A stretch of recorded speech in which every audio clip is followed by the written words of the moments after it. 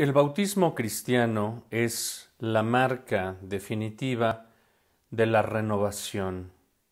Es la formación del hombre nuevo. Así lo expresaba Pablo de Tarso, al decir que el cristiano bautizado era una nueva criatura. Así también lo había dicho Jesús en el Evangelio de Juan: hay que nacer de nuevo para tener una nueva vida. Y esto no se daba en automático. El cristianismo desde los inicios sabía que había que proponer una nueva modalidad de la vida que no solo fuera la felicidad en este mundo, sino la trascendencia. Era la vida eterna. Por eso el mensaje del querigma o querigma era para que todos los que desearan una vida nueva acogieran la fe y participaran de la práctica de una nueva doctrina, no como agregados elitistas de una secta, sino como verdaderos elegidos, amados por Dios, para que éstos fueran hijos de Dios. Por lo tanto, el bautismo es una propuesta de fe para aquellos que ya pueden decidir insertarse a este estilo de vida.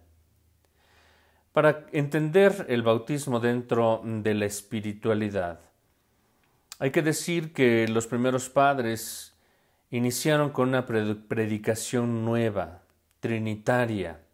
Lo vemos en los primeros testimonios en los Hechos de los Apóstoles, de los bautismos, de las conversiones, donde todos aquellos que escuchan la Sagrada Escritura se convierten en aquellos que están interesados por el misterio y que quieren una nueva luz. Por lo tanto, hay que instruirlos. Y por eso se comenzaron a dar esquemas de instrucción catecumenal, en donde habría que seguir una ruta no sólo de adoctrinamiento, sino de un cambio fundamental, que empezaba por una nueva opción, una metanoia, renovar la mente para renovar la vida, renovar los principios de una idiosincrasia que ya no funcionaba para los fines de la fe. Hay que pensar que en el momento de que una persona decide su bien es porque reconoce que lo anterior ya no le funciona. Y así como actualmente podemos actuar más por idiosincrasia, el hombre antiguo también renunciaba a su torpe manera de ser y de vivir. Por lo tanto, aquel que se bautizaba también comprendía que se renovaba y tenía que participar a los demás de aquello que había recibido. Bueno, por eso cuando se habla del bautismo hay que ver que se ingresa a una iniciación muy parecida a la que se seguía con algunos ritos de las religiones mistéricas. Es decir, el cristianismo quiso reservar a unos cuantos elegidos el ingreso al grupo, pero había que verificar si estos tenían una buena intención y si de veras iban a aplicarse a cambios sustanciales de vida. Por eso el cristianismo desde el principio se preocupó mucho de las categorías de los candidatos. Por eso es que se escucha incluso en los textos del Nuevo Testamento que había prosélitos, creyentes, oyentes, elegidos, neófitos, hermanos e incluso santos, que ya eran los elegidos para vivir esta nueva opción de fe. Y por lo tanto, en los inicios de la selección de estos candidatos, se tenía que garantizar que no se iban a retractar, porque la apostasía va precisamente en contra de toda forma espiritual y sobre todo es un atentado contra la salvación. Pero esto quería decir que la apostasía es renegar de la fe porque no está bien formada la persona, porque no está bien convencida, porque no tuvo la rectitud de intención. Y si nos damos cuenta, todo eso es contenido espiritual. El ser humano que se conforma en un modo de ser de acuerdo a sus convicciones, a sus intenciones y a las ideas que ha recibido. Por lo tanto, esta es una espiritualidad básica y por eso la comunidad se cuidaba mucho de elegir solamente aquellos que de veras tenían sinceridad para profesar la fe.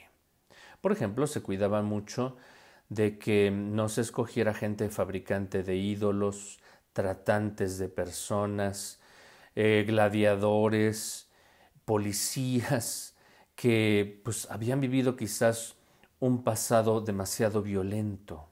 Miren cómo es sabia la Iglesia, que sabe que hay algunas personas que pueden tener la intención, pero no la capacidad para asumir un alto ideal como es la fe amorosa, que perdona, que pacifica. Bueno, ahora nosotros pensamos que hemos de educar al infante para que llegue a ser así. Ahora vemos mucha maldad en el mundo, pero es porque la gente no es consciente de su bautismo y por eso hay violencia, delincuencia, terror en este mundo, porque a lo mejor muchos son bautizados y no han hecho consciente ese valor espiritual en su vida. Esto no quiere decir que la Iglesia rechazara a todos los hombres, pero era realista.